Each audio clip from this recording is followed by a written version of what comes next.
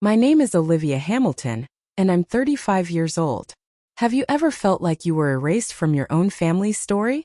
Last week at my father's retirement gala, the crowning achievement of his 30-year career as a highly respected school principal, I was publicly removed from the VIP table in front of over 200 guests. Not because I caused trouble, not because I was late, but because I was just an elementary school teacher, apparently too unimpressive to represent the family. Instead, my seat, and my expected place on a $5 million education fund board, was handed to my stepsister, a high-powered corporate lawyer. I stood there, hands trembling, humiliation burning through me. But then something happened that changed everything.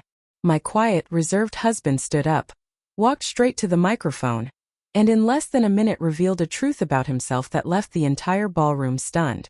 My father's face drained of color. The crowd gasped, and my stepmother's champagne glass slipped from her fingers and shattered on the floor. I'll never forget that moment. And if you're watching this, subscribe and tell me where you're tuning in from.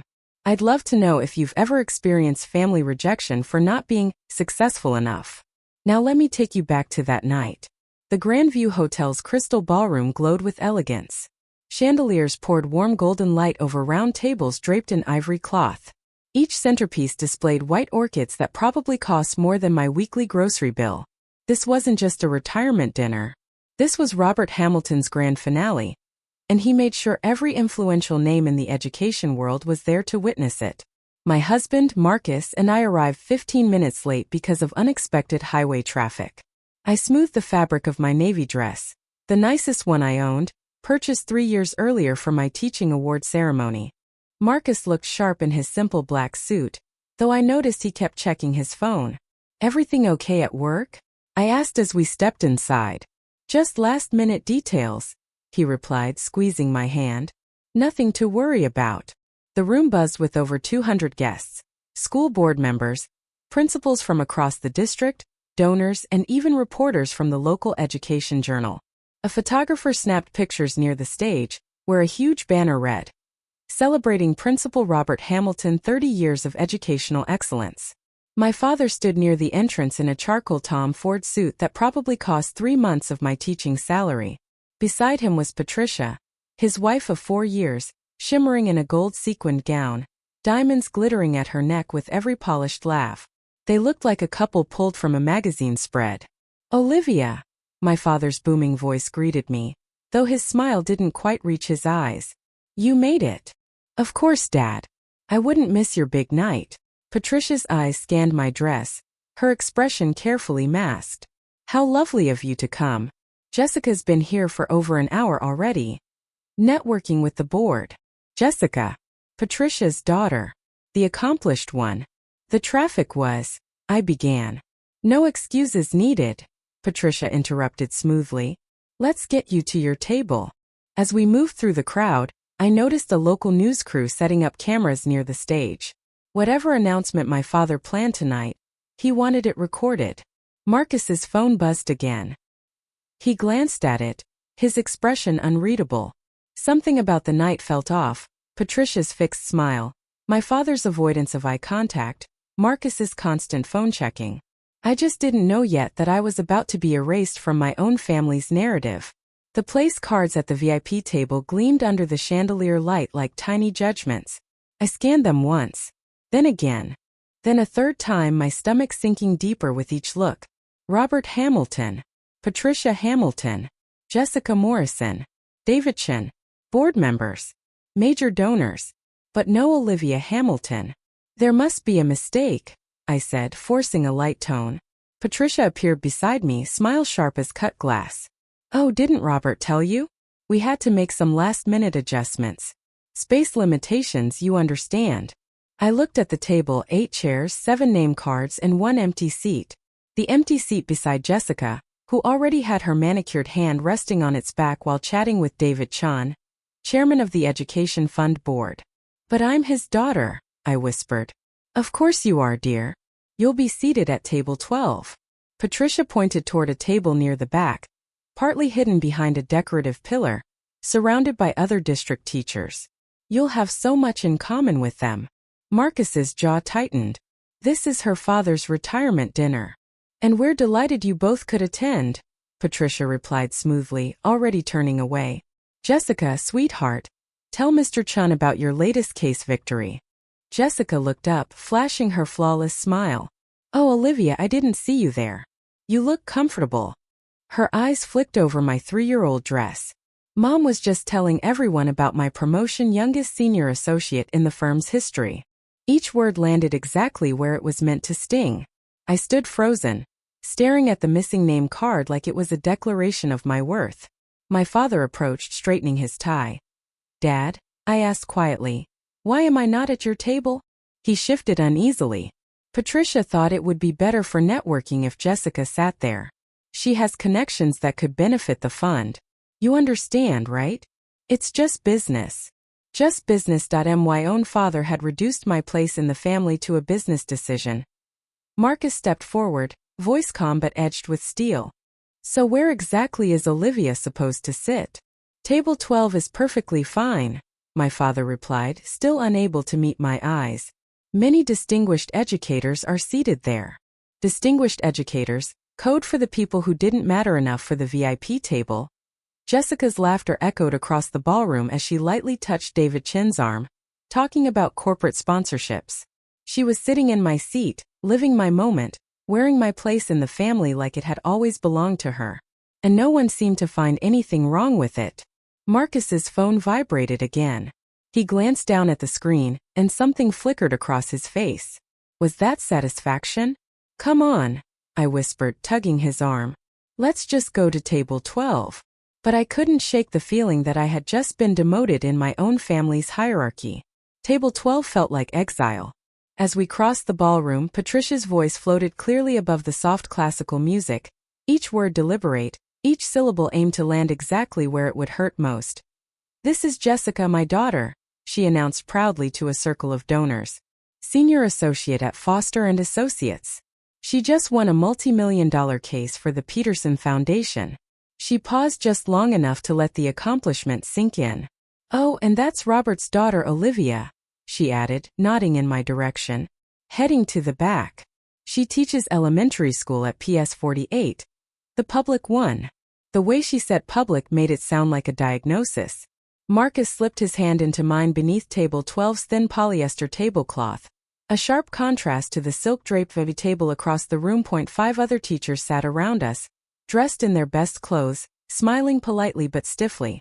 We all knew we were the budget seats at a luxury event. 3rd grade, right? Mrs. Chun, a middle school math teacher, asked kindly. I heard you won Teacher of the Year last year. I did, I replied with a practiced smile.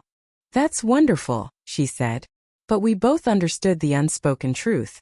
Wonderful wasn't enough to earn a seat at the front. Across the room, Jessica's confident voice carried as she discussed international tax law with someone from the mayor's office. Every few minutes, Patricia gestured toward her, making sure no one forgot who the successful daughter was. My father worked the room. I counted. In 15 minutes, he introduced Jessica to 12 people. He walked past our table twice. He didn't stop once. Marcus tightened his grip on my hand. His phone lit up again, and I caught a glimpse of the message. Confirmation received. Ready when you are. What's that about? I asked quietly. Just work, he said. But his tone told me it wasn't just work. How are you holding up? He asked. I'm fine, I lied. No, you're not. His brown eyes met mine, steady, warm, protective. And you shouldn't have to be. From the VIP table, another burst of laughter rang out. Patricia was now loudly telling someone about Jessica's Harvard Law degree, just loud enough for our corner to hear. We're so proud of what she's accomplished. It takes real ambition to reach those heights. Real ambition. As if teaching 8-year-olds to read didn't count as one. Mrs. Chun leaned closer. Family events can be complicated. I nodded silently. Across the room, my father beamed at Jessica as she showed him something on her phone. Probably a bonus statement or another career milestone. Meanwhile, in my desk drawer at school sat 28 handmade thank you cards from my students. But gratitude from children didn't translate into networking currency. Marcus typed something quickly on his phone, then put it away. Whatever you're planning, I whispered. Don't. It's not worth it. He kissed my temple. You're always worth it. The lights dimmed slightly as my father stepped onto the stage. He tapped the microphone with practiced authority. 200 faces turned toward him. The photographer lifted his camera, ready for the perfect shot. Thank you all for joining me tonight, Dad began, his voice carrying the commanding tone I'd grown up hearing in school assemblies. As I prepare to close this chapter of my career, I'm overwhelmed with gratitude. He thanked the school board, fellow principals, donors. Then came the personal part. My heart began to race. I'm blessed with a wonderful family, he said, gesturing toward the VIP table. My beautiful wife Patricia, who has been my rock these past 4 years. And I'm especially proud to have Jessica Morrison here tonight, Patricia's daughter, who I've come to think of as my own. As my own. The words struck like ice water down my spine. Jessica recently became senior associate at Foster & Associates, the youngest in the firm's history. Harvard Law summa cum laude. She represents everything we hope education can achieve. Ambition, excellence, and the drive to reach the very top. The room erupted in applause. Jessica rose gracefully, her red designer dress catching every beam of chandelier light. The photographer snapped rapid shots. I waited. Surely he would mention me now. But my father moved on to thanking the catering staff. That was it. 30 years in education, and he couldn't spare a single sentence for the daughter who had followed in his footsteps and become a teacher. Mrs. Chun gently touched my arm.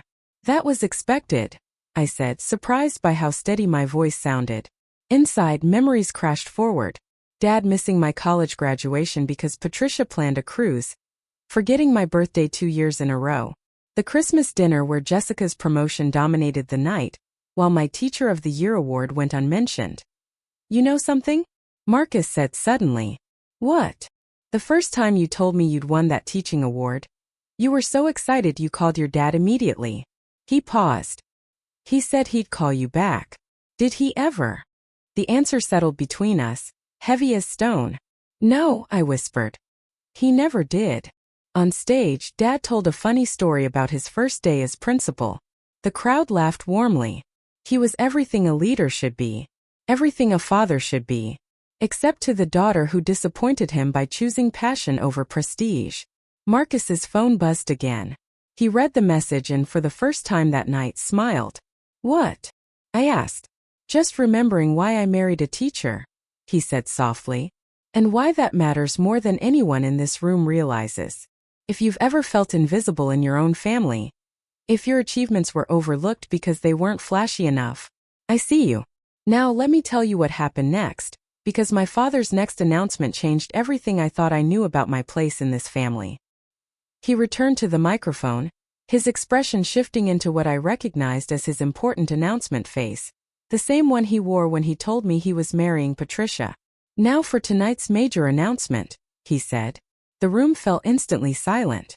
As you know, the Hamilton Education Fund has received a generous $5 million commitment from TechEdu Corporation. Murmurs of approval rippled through the crowd. $5 million was substantial, even for this elite audience. This fund will provide scholarships and resources for emerging educational leaders, Dad continued. And tonight, I'm thrilled to announce who will take my seat on the board of directors when I retire. My breath caught. This was the position he had promised me 3 years earlier. When I retire, Olivia, you'll carry on the family tradition. Your classroom experience will be invaluable. And now, after careful consideration, Dad announced, pride swelling in his voice, I am delighted to say that Jessica Morrison will join the board as my successor. Applause thundered through the ballroom.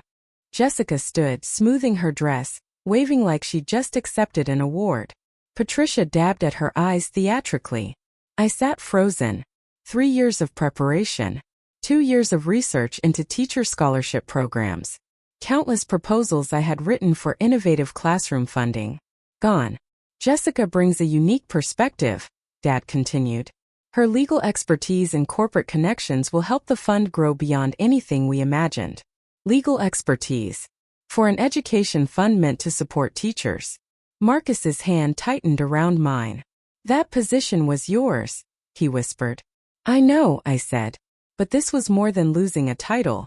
The fund would decide scholarship opportunities for hundreds of teachers across the state. Teachers like me. Teachers Jessica had never spoken to. She didn't know the difference between Common Core and state standards.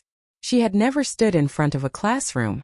Furthermore, Dad added, Jessica will work closely with our primary sponsor, TechEdu Corporation, to ensure their vision aligns with our goals. Their vision. Corporate vision. Not educators' vision. Not teachers' needs. Mrs. Chun gasped softly beside me, and I sat there trying to understand how I had become a stranger in my own family's story. But you're an actual teacher. You understand what we truly need. I did. And that was exactly why I hadn't been chosen. Marcus suddenly pushed back his chair and stood. Excuse me for a moment. Where are you going? I asked, startled. To make a call, he said, his voice carrying an edge I had never heard before. This changes things. He walked away with his phone already at his ear. I watched him disappear into the crowd while Jessica accepted congratulations at the VIP table. My inheritance had just become her stepping stone. The full weight of what I had lost hit me as David Chan, the board chairman, stood to explain the role's responsibilities. The new board member will oversee the allocation of nearly $500,000 each year in teacher scholarships, he announced. They will determine funding priorities, select recipients, and shape the future of educational support in our state. $500,000 a year.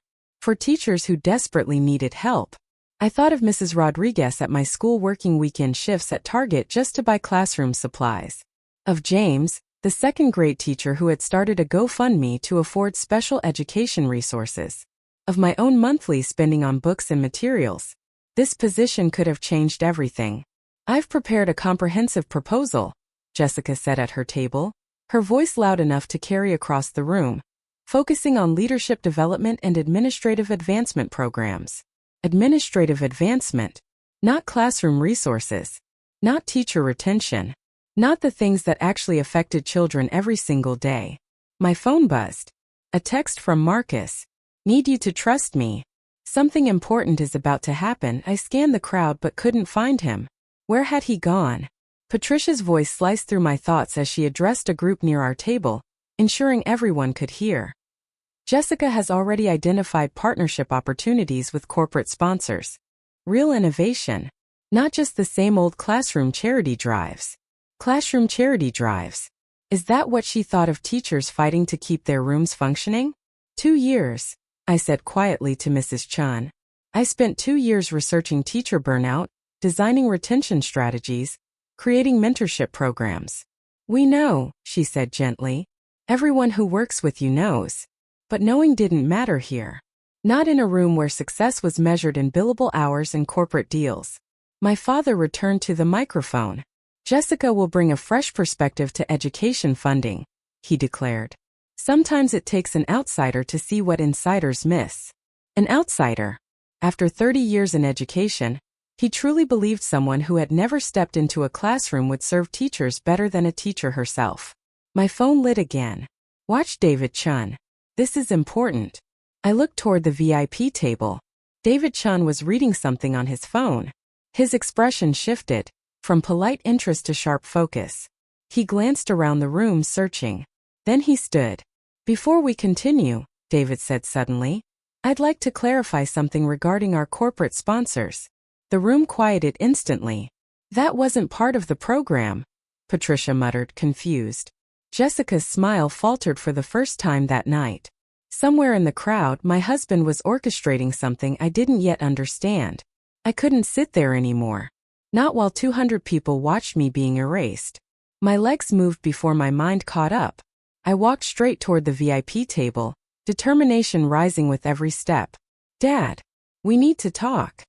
Conversation at the table stopped. 7 faces turned toward me, including Jessica's perfectly composed smirk. Not now, Olivia, my father said, his tone carrying that familiar principal's authority that once made entire classrooms fall silent. Yes. Now. This can't wait. You're making a scene, Patricia said, her voice ice wrapped in silk. Am I? I replied evenly. Because I thought tonight was about celebrating education. I kept my tone professional. The same calm control I used with difficult parents. That board position was promised to me 3 years ago. Circumstances change, Dad said, refusing to meet my eyes. What circumstances? I asked. My teaching award? My master's degree? My decade of classroom experience? Jessica laughed. A light, sharp sound like breaking glass. Olivia, managing a multimillion-dollar fund requires more than good intentions. You're right, I said. It requires understanding what teachers actually need, which is why it should be led by someone with real experience. Real-world experience, Patricia interjected. Real-world experience? I repeated, my voice sharpening. I teach 28 8-year-olds every day. I buy supplies with my own money. I work 60 hours a week for $40,000 a year. How much more real does it get?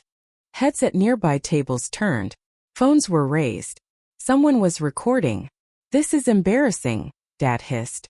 You need to leave. Embarrassing. I shot back. What's embarrassing is giving an education board seat to someone who's never stepped foot in a classroom. Security, Patricia called out, lifting her hand. 2 guards began moving toward us. The photographer snapped rapidly. This was it. The moment I became the crazy daughter who ruined her father's retirement. I'm going, I said, stepping back. But everyone here should know this. Robert Hamilton chose networking over knowledge, connections over compassion. His legacy isn't education, it's opportunism. Get out, Dad snapped, his composure cracking, face red with fury. You're no longer welcome here. The word struck harder than any slap. No longer welcome at my own father's retirement. As security approached, a calm voice cut through the chaos. That won't be necessary.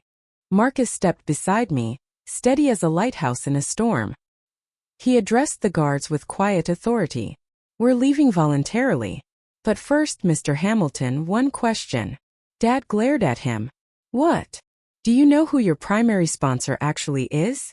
The CEO of TechEdu Corporation, Dad snapped. Some tech executive. Why is that relevant? Very relevant, Marcus said, a subtle smile forming. Shall we go, Olivia? Something in his tone made the entire room pause. The guards escorted us through the ballroom. 200 eyes followed. Someone whispered, Is that really his daughter? Another held up a phone, live streaming the spectacle. You're embarrassing yourself, Patricia called loudly. This is what happens when you refuse to accept your limitations. I stopped and turned back. The room went silent. My limitations? Jessica said, standing now, her voice carrying courtroom confidence. Some people are meant for greatness, others for simpler roles. There's no shame in being ordinary, Olivia. Ordinary. The word hung in the air like a verdict. Teaching is noble, Patricia added with artificial sympathy. But let's be honest, anyone can teach elementary school. It takes real talent to succeed in law or business. Anyone can teach.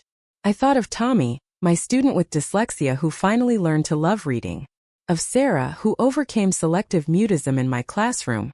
Of 17-hour days, differentiated lesson plans, child psychology courses, endless patience. You're right, I said quietly. Anyone can stand in front of a classroom. Not everyone can teach. There's a difference.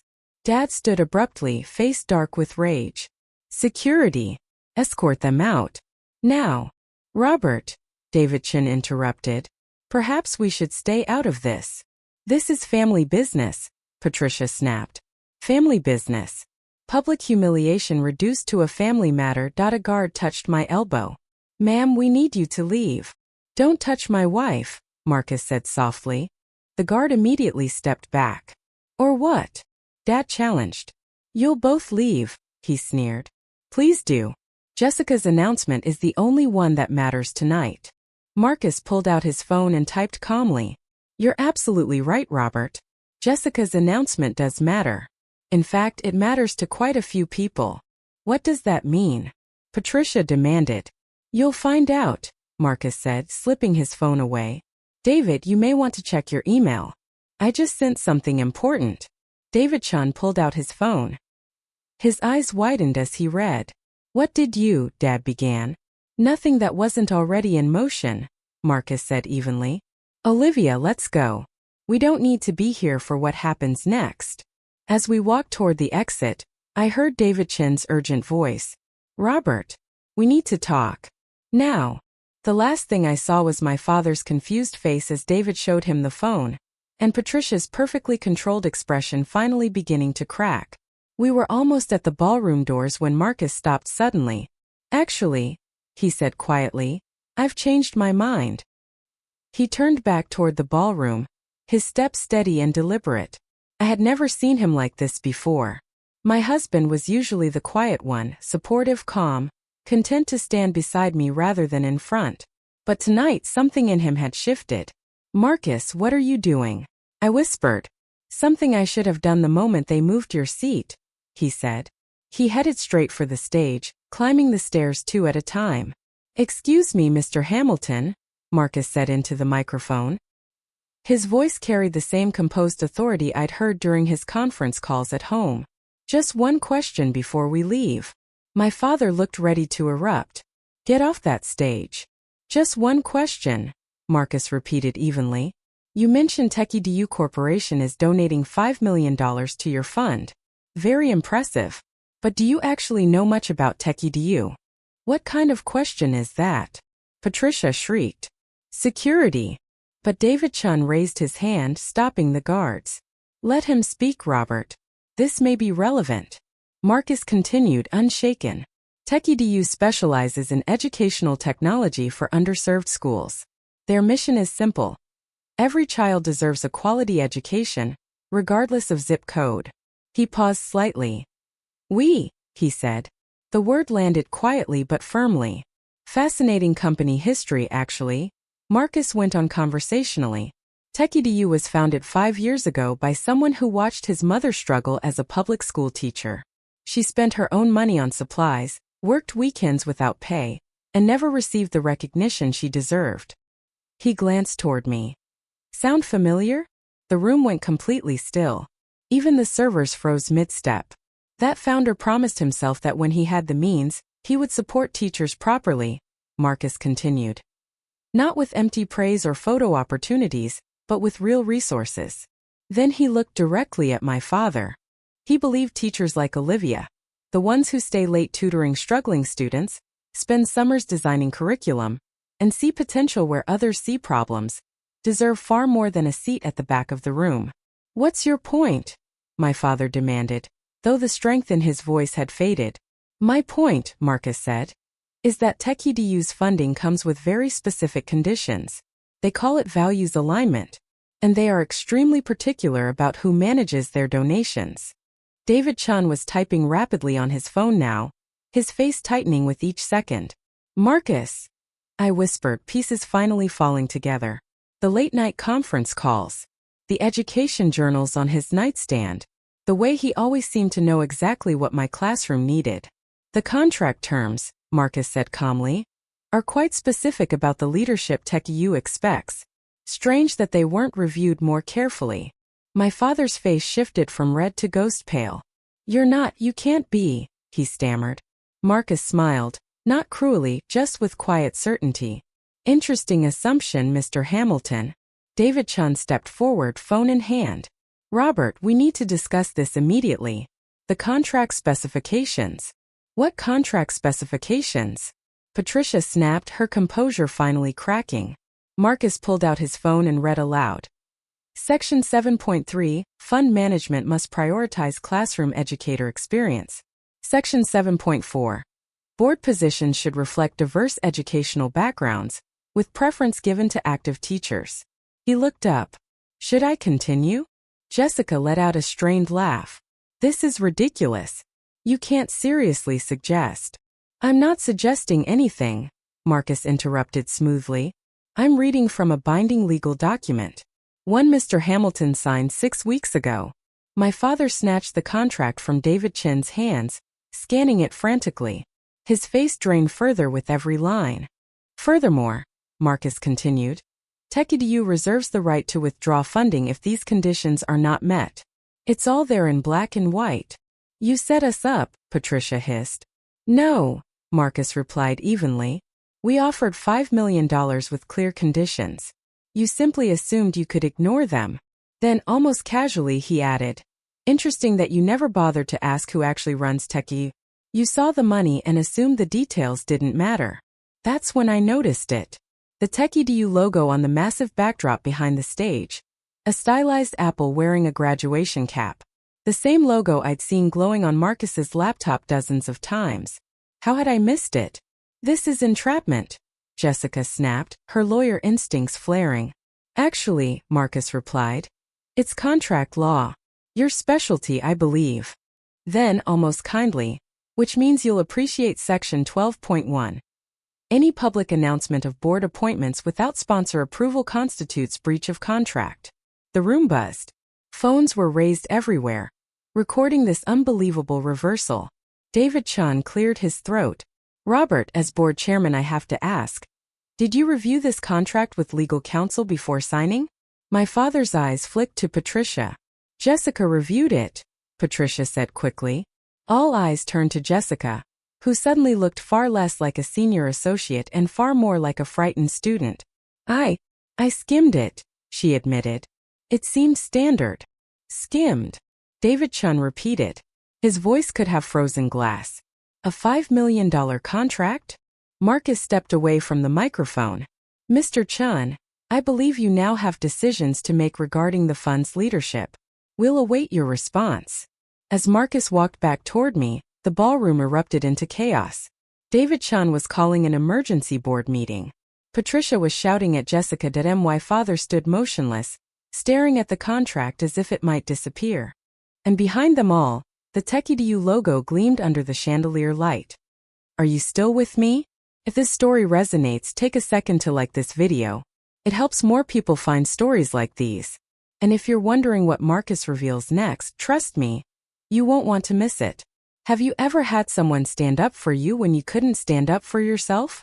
That moment when love proves your worth. Let me know in the comments. Because now everything truly changed. Patricia's composure shattered. She grabbed the microphone, her voice shrill with desperation. This is manipulation. This man, she pointed at Marcus, has been deceiving us all, hiding who he really is. Olivia probably planned this whole thing. Planned what? I asked, finding my voice. Planned to be humiliated at my father's retirement? Planned to be called an embarrassment to my family. You are an embarrassment, Patricia spat. A teacher making $40,000 a year, driving a 10-year-old Honda, shopping at Target. Do you know how it looks when Jessica and I have to explain you at country club events? The room gasped. Someone whispered. She actually said that out loud. Patricia turned toward Marcus. And you, pretending to be a nobody when you're. When I'm what? Marcus asked calmly. A successful man who loves his wife, he continued, answering himself. Who's proud she shapes young minds. Who believes her work matters more than any corporate deal. Jessica snatched the microphone from her mother. This doesn't change anything. I have the qualifications. I have the connections. You have no experience in education, I said, stepping forward. Name one learning theory. One classroom management method. One accommodation for a learning disability. Silence. That's what I thought. Experience doesn't matter when you have talent, Jessica snapped. Some people are born leaders. Others are just teachers. Just teachers. There it was again. My father finally spoke. Olivia has always lacked ambition. Always settled for less. I tried to push her toward law school, business school, something prestigious. But she chose this. 10 years of dedication reduced to a disappointed this. You're right, I said, my voice carrying across the silent ballroom. I chose this. I chose to wake up every day and make a difference. I chose to be the person children run to when they're scared. I chose meaning over money. How noble, Patricia sneered. And how convenient that your husband's money lets you play teacher without worrying about bills. The accusation hung in the air like poison. 200 people watched as this family unraveled, phones capturing every second. My wife, Marcus said quietly, has never taken a penny from TechEdu. She doesn't even know the full extent of. He stopped, then lifted his head. Actually, it's time everyone knew exactly who deserves respect in this room. He walked back to the stage. This time no one tried to stop him. Ladies and gentlemen, Marcus said, standing at the podium with a calm confidence, I had only ever seen in private moments when he spoke about changing education, about making real impact. I have an announcement. The ballroom fell completely silent. My name is Marcus Hamilton, he began. Yes, I took my wife's last name when we married. She doesn't know this. But I did it to honor the only Hamilton in this family who truly understands what education means. My breath caught in my chest. Marcus had never told me why he chose to take my last name. 5 years ago, he began, his voice steady, I watched my wife come home in tears because she had spent her entire paycheck on books for her classroom. That same night, she stayed up until 3 in the morning creating individualized learning plans for every student. His words carried across the ballroom with devastating clarity. That was the night I decided to build something that would support teachers like her. He turned his gaze toward the crowd. Every CEO in this room, every lawyer, every so-called successful person, we all started with a teacher, someone who saw potential in us, someone who stayed after school to help us understand, someone who believed in us when we couldn't believe in ourselves. David Chun nodded slowly, his expression shifting with recognition. But we forget them, Marcus continued. We gain success, and suddenly those teachers become embarrassments. Not impressive enough for our galas. Not worthy of our VIP tables. This is grandstanding, Patricia protested weakly. No, Marcus said. This is truth.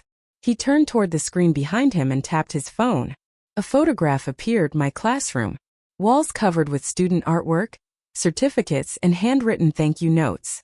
This, Marcus said firmly, is what real success looks like. This is what truly matters. His voice grew stronger. And if Robert Hamilton cannot see that, if he values networking over knowledge, prestige over purpose, then he does not deserve what TechEdu offers. You can't withdraw funding over personal issues, Jessica shouted, her lawyer instincts rising. Marcus smiled slightly. I'm not withdrawing funding over personal issues. I'm withdrawing it over values misalignment. He read from his phone. Section 3.2 of the contract. The sponsor reserves the right to redirect funds if the recipient organization fails to demonstrate commitment to classroom educator support. Redirect? David Chun asked sharply. Redirect where? Marcus looked directly at me.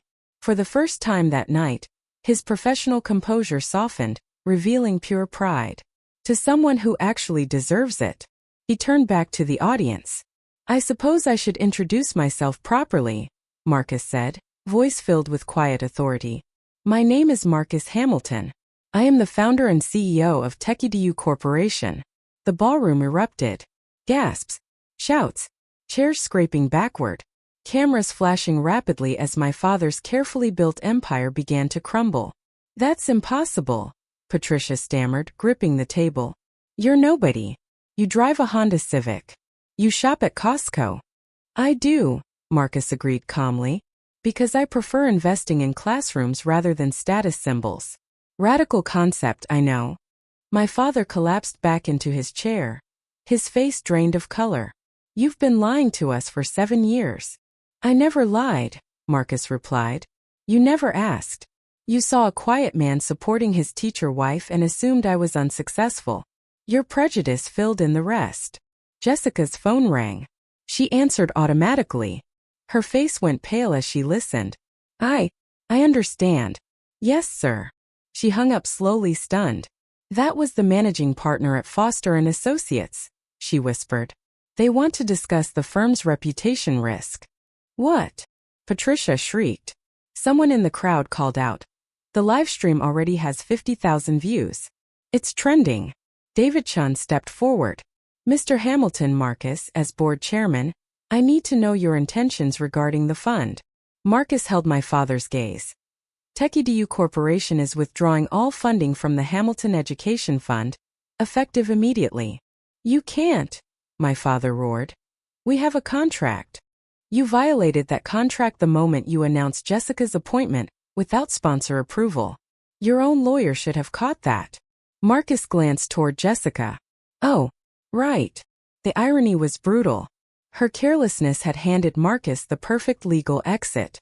And furthermore, Marcus continued, I am establishing a new foundation. The Olivia Hamilton Excellence in Teaching Foundation. $5 million managed by educators for educators. At table 12, the teachers began to clap. Then table 11 joined. Soon half the ballroom was applauding, the educators, the overlooked ones, the people who understood what truly mattered. Marcus turned to David Chun. I'd like you to consider chairing the new foundation. We need someone with your integrity. David looked from Marcus to my father. His decision was clear. I'd be honored. This is theft. Patricia screamed. We'll sue. Please do, Marcus said calmly. I'm sure the publicity will be wonderful. Principal's wife calls teachers embarrassments. It has a nice ring, don't you think? My father stood slowly. His dignity in ruins. His legacy destroyed in minutes. Olivia, he said quietly, you've ruined everything. But I wasn't looking at him anymore. I was looking at my husband, the man who had just revealed himself as my fiercest protector, my quiet champion. Effective immediately, Marcus announced, his voice final like a judge's gavel. TechEdu Corporation withdraws all funding from the Hamilton Education Fund. The words rolled through the ballroom like thunder. You can't do this. My father staggered forward. That money was promised. Announcements were made. Programs were planned. Plans change, Marcus replied, echoing my father's earlier words back to him. Isn't that what you told Olivia when you took her board seat? David Chun was already on his phone, calling an emergency meeting. Board members huddled together, whispering urgently. This is vindictive, Jessica accused, her voice shaking. You're punishing a fund that helps children over a family dispute. No, Marcus corrected.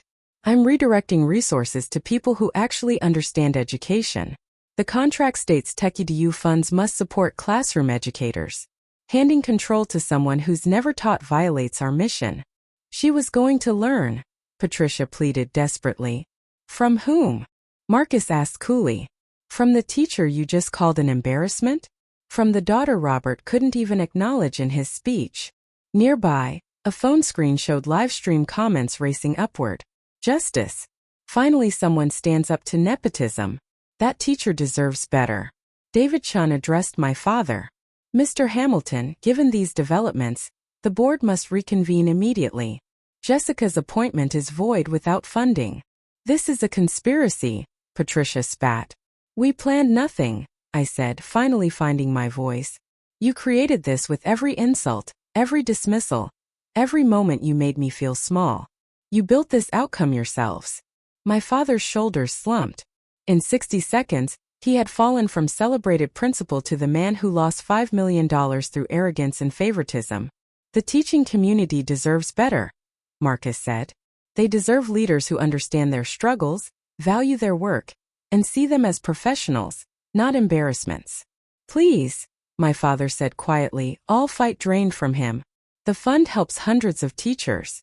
And it still will, Marcus replied. Just not under your name. Not under leadership that views teachers as lesser. The Olivia Hamilton Excellence in Teaching Foundation will serve the same community. With respect. A reporter pushed forward. Mr. Hamilton, are you saying this was personal? Marcus considered the question carefully. I'm saying values matter. If you can't respect teachers, you shouldn't control teacher funding. It's that simple. The security guards who had nearly dragged us out minutes earlier now stood awkwardly to the side, unsure of their role. The power in the room had shifted so completely that they were now looking to Marcus for direction. We're done here, Marcus said simply. Then he stepped to the microphone one final time. His presence commanded instant silence. Before we leave, Marcus announced, I want to officially declare the creation of the Olivia Hamilton Excellence in Teaching Foundation. His voice carried pride so pure it brought tears to my eyes. $5 million dedicated to supporting classroom educators, the people doing the real work of shaping our future.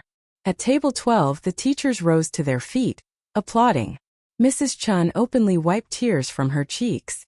This foundation will provide grants for classroom supplies, fund continuing education, and offer mental health support for teachers facing burnout. Marcus turned toward me. And it will be chaired by someone who understands exactly what teachers need, because she is one. You want me to? I couldn't finish the sentence. If you'll accept, Marcus said softly. And I should tell you, I never told you about TechUDU because I wanted you to love me for who I am, not for what I built. I know, I whispered, thinking of every time he supported me quietly without ego, without seeking credit. This is outrageous, Patricia cried. You can't just start a competing foundation. It's not competing, Marcus corrected calmly. Your fund no longer exists without funding. This is a replacement. David Chun stepped forward. For what it's worth, the board members who truly care about education would be honored to serve under Mrs. Hamilton's leadership. Then something remarkable happened. 30 teachers in the room stood up. Then staff members. Then parents I recognized. Soon nearly half the ballroom was standing, the people who actually understood what education meant. And one more thing, Marcus added. TechUDU will match every donation made to this foundation tonight, dollar for dollar. Phones immediately came out. 10,000 from the Teachers Union Emergency Fund. Someone called. 20,000 from the Parent-Teacher Association. Another shouted. Within minutes, pledges reached $300,000. With matching funds we had raised over $500,000, on top of the original $5 million. Jessica stood motionless, watching the future she had carefully imagined dissolve in real time. The board seat, the prestige, the connections, gone because she skimmed a contract. This won't stand, she muttered. There are legal implications. You're right, Marcus replied. Your firm will likely want to discuss how their senior associate missed contract terms that cost a client $5 million. That does have legal implications.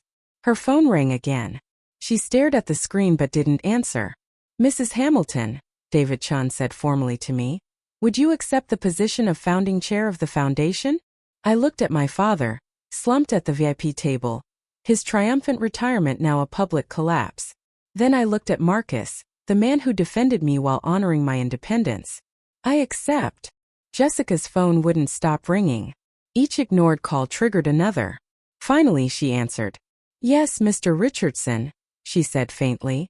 In the silent ballroom we heard every word. I understand. Tomorrow morning. Yes, sir. She ended the call. Her hands trembled. They want to discuss damage control, she said numbly. Our biggest education client saw the live stream. They're reconsidering representation. What did you expect? Mrs. Chun asked gently. You publicly insulted an entire profession. Teachers are parents, voters, community leaders. Reality was closing in. Jessica hadn't just insulted me. She'd insulted every teacher watching. Every parent who trusted teachers with their children. Every adult who still remembered the teacher who changed their life. Patricia grabbed Jessica's arm. We'll fix this. We'll release a statement. Say you were misquoted. It's live-streamed, Mom, Jessica said flatly. 50,000 views and climbing. Legal blogs already picked it up. Lawyer who skimmed $5 million contract calls teachers worthless. Her phone buzzed again. She read the message and laughed. A broken, disbelieving sound. The State Bar wants to discuss my public conduct, she whispered. Apparently demeaning educators violates professional ethics. Marcus spoke quietly. Actions have professional consequences. You built your career by stepping on others. Now others are stepping back. This is your fault, Patricia snapped at me. If she just accepted her place. Her place, Marcus interrupted, is wherever she chooses to stand. And tonight she stands as the head of a foundation that will truly support teachers, not use them for photo opportunities. David Chun cleared his throat. Robert, the board will need your resignation by Monday. After tonight, your continued involvement would be problematic. My father didn't answer. He stared at the tablecloth as though it held answers. For what it's worth, I said quietly, I never wanted this. I only wanted to belong. To be valued. To have my father proud of what I do. I was proud, he said hoarsely. I just wanted more for you. More than shaping the future? I asked. More than being loved by 28 children who think I hung the moon? More than making a real difference? I shook my head. That's not more, Dad. That's just different. And different isn't better. Jessica's phone rang again. Another client withdrawing. Another consequence landing. The empire built on dismissing teachers was collapsing. One call at a time. By the time we left the ballroom, the video had gone viral. 2 million views in 3 hours. Hashtag teachers deserve respect trending nationwide. My phone wouldn't stop buzzing. Messages from former students, parents, fellow teachers. The story had struck a deep nerve. Every teacher who'd been told they were just a teacher. Every educator who'd been asked, "So what's your real job?" The internet never forgets, Marcus said as we sat in the car, watching the numbers climb. The fallout was swift. Screenshots of Patricia calling teachers embarrassments became memes. Jessica's "Some people are born for greatness, others for teaching" appeared on protest signs outside her law firm. My father's 30-year reputation collapsed overnight. The principal who didn't value teachers. The educator who saw education as shameful. The irony was brutal. 3 days later, the school board released a statement. In light of recent events, Robert Hamilton has voluntarily accelerated his retirement, effective immediately. Voluntarily. Everyone knew what that really meant. Patricia and Jessica moved to Connecticut within the month. Jessica's partnership track at Foster & Associates was indefinitely postponed. She accepted a position at a small real estate firm. No education clients. No prestige. Her LinkedIn headline quietly removed Harvard Law. But something greater rose in its place. Teachers nationwide shared their stories. Parents sent messages of support. Students wrote that their teachers deserved better. Within 1 week, the Olivia Hamilton Foundation received over 50 corporate sponsorship offers. Companies wanted to be associated with honoring teachers, not belittling them. We had to hire staff just to process applications. You know the irony? I said to Marcus as we reviewed the first round of grant requests. Dad spent 30 years in education, but he'll be remembered for disrespecting educators. He made his choices, Marcus said simply. Every time he valued prestige over purpose. Choices have consequences. 1 month later, we held the first foundation board meeting. David Chen, 5 veteran teachers, 2 parent advocates, and me. No lawyers unless they had taught. No executives unless they had volunteered in classrooms. Only people who understood that teaching was not lesser work, it was the most important work. The meeting took place at table 12 in the same ballroom. We requested it specifically. From the back tables to the boardroom, Mrs. Chun said with a smile. No, I corrected gently. From the classroom to the boardroom. That's the journey that matters. 6 weeks after the gala, my father called. I had been expecting it. Patricia had left him 2 weeks earlier, moving to Connecticut to stay near Jessica. And for the first time, my father had no one left to blame but himself. He told me the house felt too big for one person. That the silence inside it was deafening. Olivia, we need to talk. We're talking now. In person, please. His voice sounded older. Fragile. I need to apologize. Do you? I asked. Or do you just need forgiveness to salvage your reputation? A long pause. You've become harsh, he said. No, Dad. I've become clear. There's a difference. What I did was wrong, he admitted at last. I see that now. What exactly was wrong? I asked. Be specific. Another pause. I could picture him struggling, still unable to fully face his failures. I shouldn't have given Jessica your position. And I shouldn't have excluded you from the VIP table. And Olivia, you've made your point. You've destroyed everything. My reputation. My retirement. My marriage. I destroyed nothing, I said calmly. You did that yourself. Every choice you made led to that night. I simply stopped protecting you from the consequences. I'm your father, he said. Doesn't that mean anything? It meant everything to me, I replied softly. But what did I mean to you? Was I your daughter when you forgot my birthday twice?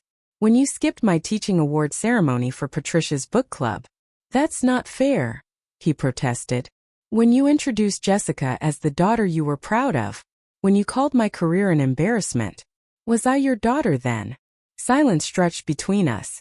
Years of hurt condensed into a few seconds. What do you want from me? He asked finally. Nothing, I said. That's the point. I don't need anything from you anymore. So that's it? You're cutting me off. I'm setting boundaries. If you want a relationship, here are my terms. 6 months of family therapy, a public apology to the teaching community, and a genuine effort to understand why what you did was wrong. Not just the consequences, the harm itself. That's ridiculous. I'm not going to therapy like some.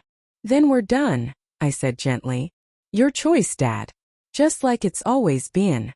You've changed, he said bitterly. Marcus turned you against me. No, I replied. Marcus showed me I deserved respect. You showed me you wouldn't give it. That's not the same thing. I ended the call. No anger. No triumph. Just peace. He never called back. He never accepted my terms. He made his choice again. And for the first time in my life I was okay with it. His approval was no longer my measure of worth. 6 months later, the Olivia Hamilton Foundation had awarded 127 scholarships to teachers pursuing advanced degrees. We had provided emergency grants to 89 classrooms facing supply shortages. We had funded mental health support for over 200 educators experiencing burnout. And I still taught 3rd grade at PS 48. Why don't you quit? A reporter asked during an interview. You're running a multi-million-dollar foundation. Because I'm a teacher, I answered simply. The foundation exists to support teachers. How can I do that if I stop being one? Marcus and I changed nothing about our daily life. Same modest 2-bedroom apartment. Same Honda Civic. Same habit of shopping sales for classroom supplies. Except now the foundation reimbursed every teacher who submitted receipts. The real change was inside me. I walked taller, spoke clearly, set boundaries without apology. Mrs. Hamilton. Tommy, my former student with dyslexia, now in 5th grade, ran toward me in the hallway. I got into the advanced reading group. That's amazing, Tommy. My mom says it's because you taught me that different isn't less than. Just different. Different isn't less than. My father's words reversed and redeemed. Marcus and I grew stronger than ever. The secret he had kept was never about deception. It was protection. He wanted me valued for myself, not his wealth. He wanted my father to see my worth without knowing about TechEdu. Any regrets? I asked him one evening as we reviewed foundation applications. Only one, he said. I wish I'd stood up for you sooner. You stood up when it mattered most, I replied. We had been trying for a baby for 2 years. The family stress hadn't helped. But now, with peace in our lives, with boundaries firmly set, something shifted. The test showed 2 lines. A teacher's baby, Marcus said, his hand resting on my still flat stomach. They're going to change the world. Every baby changes the world, I corrected. Teachers just help them realize it. My father never met my terms. No therapy. No apology. No attempt to understand. Patricia sent the occasional bitter email, all filtered straight to spam. Jessica reinvented herself as a work-life balance influencer on Instagram, never mentioning her legal career. But I had 28 8-year-olds who thought I was magic. A husband who saw my true worth. A foundation uplifting thousands of teachers. And a baby on the way. Different wasn't less than. It was everything. Looking back, I realized the most important lesson from that night wasn't about revenge or justice. It was about recognition. Not from others.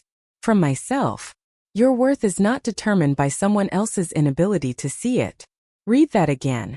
Your worth exists whether or not anyone acknowledges it. I spent 35 years chasing my father's approval, measuring my success through his eyes. But teaching isn't less than law. Caring isn't less than competing. Service isn't less than status. They are different paths, not different values. The hardest boundary I ever set wasn't with my father, it was with myself. A boundary against self-doubt. Against internalized criticism. Against believing that choosing purpose over prestige made me less. Marcus didn't save me that night. He revealed what was already true. That my work mattered. That my choices had value. That the 28 children learning to read in my classroom were just as important as any corporate merger. The foundation grew beyond anything we imagined. But you know what makes me proudest? Last week, one of my former students became a teacher. She told me, Mrs. Hamilton, you showed me that teaching is a superpower. It is. Every teacher reading this, you have superpowers. You shape minds. You build futures. You catch children when they fall and teach them to fly. That's not ordinary. That's extraordinary. My father and I haven't spoken in 8 months. Maybe we never will.